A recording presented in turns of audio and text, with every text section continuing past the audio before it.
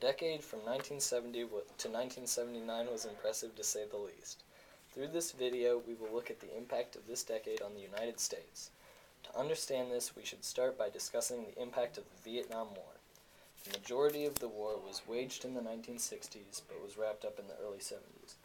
This, of course, had a huge impact on early 70s culture. The hippie generation was important during the early 70s. The war ended, and so did the hippies. However, the rebellion didn't end. Many groups spoke out for their rights throughout the 70s.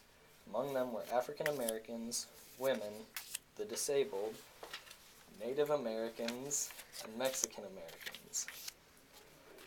However, their fights were not easy. Each movement met struggles from all sides. The struggles were only one part of the 70s culture. Many movies, music, and other forms of creative expression exploded in the 70s. Popular movies included Star Wars, Jaws, Rocky, The Godfather, and The Exorcist. Music started out with rock bands such as the Rolling Stones and the Eagles, but in the late 70s, disco became popular with bands like ABBA and the Bee Gees. The culture of the 1970s was also affected by the political and economic condition of the United States. Through the 70s, the U.S. had 3 presidents, struggled with a faltering economy, and dealt with issues in foreign policy. As each event leads to the next, it is easiest to deal with events chronologically.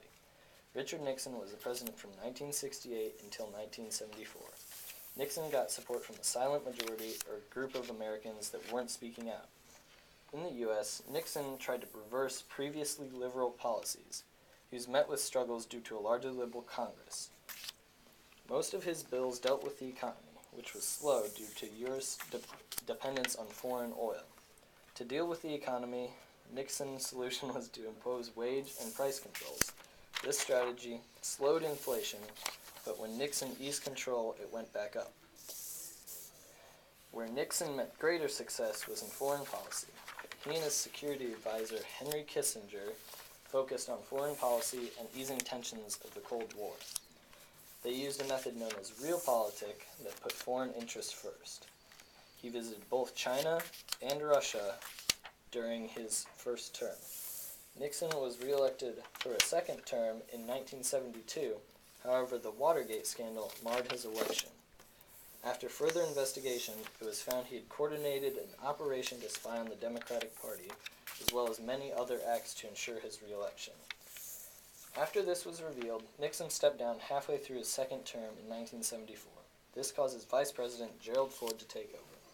Ford offers a presidential pardon to Nixon, as well as partial amnesty to draft evaders. This causes him to lose popularity. He also had trouble pushing through bills. Being conservative like Nixon, Ford also had trouble with the liberal Congress. However, Ford fell short in foreign affairs. He allowed U.S.-Soviet relations to sour.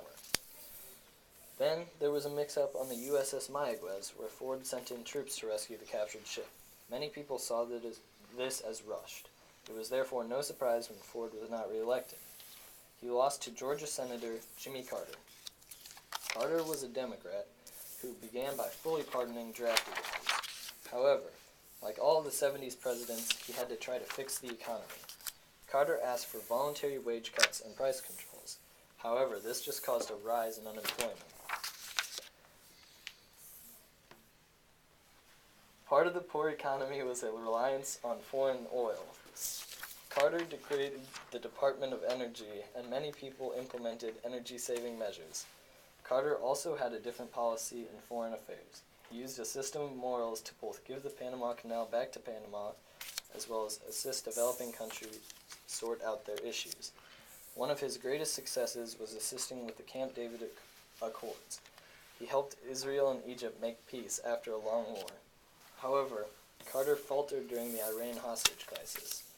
Iranians seized 53 Americans, showing their dislike of the previous Shah, who was backed by the U.S. Carter's popularity was very low due to his poor reactions to this and the economy. He lost the election to Ronald Reagan in 1980 to finish the decade.